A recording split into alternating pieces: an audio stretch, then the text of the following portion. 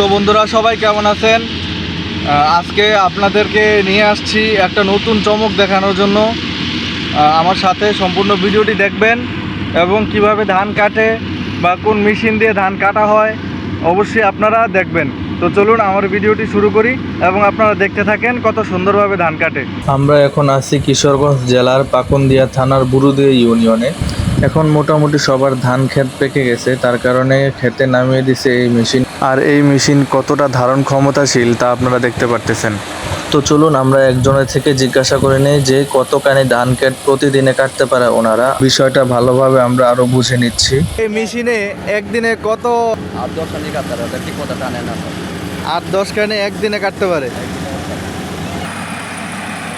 তো বন্ধুরা আপনারা তো শুনতেই পেলেন যে একদিনে কতখানি ধান ক্ষেত তারা কাটতে পারে।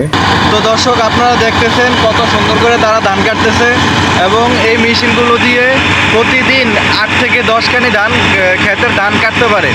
তো এরকম যদি প্রতিটা বাংলাদেশের প্রতিটা জায়গায় যদি থাকে তাহলে আমার মনে হচ্ছে যে যত কৃষক আছে যারা ধান কাটে বা যারা ধান নেয় তাদের পরিশ্রম কমে যাবে, অথবা তাদের হয়তো তারা যেই ইনকামটা করতে পারতো এই ইনকামটা এখন আর করতে পারবে না। এই মেশিনগুলো এতটাই দ্রুতভাবে ধান কাটে যা বলার বাইরে। এগুলো একবারে যতগুলো নাড়া থাকে সবগুলো নাড়া এক সাইড করে রাখে এবং ধানগুলো আপনার বস্তায় ভরে অটোমেটিকলি রেখে দেয়। তো আপনারা যদি এই ভিডিওগুলো প্রথম থেকে থাকেন বা যদি আপনার ভিডিও ভালো লেগে থাকে অবশ্যই চ্যানেলটি সাবস্ক্রাইব করে যাবেন এবং কমেন্টে বলে যাবেন এই মেশিনগুলো দেখে বা এই মেশিনগুলো ধান কাটার অবস্থান দেখে আপনার কেমন লাগছে। তো সবাই ভালো থাকবেন, সুস্থ থাকবেন, দেখা হবে নতুন আরেকটি ভিডিওতে।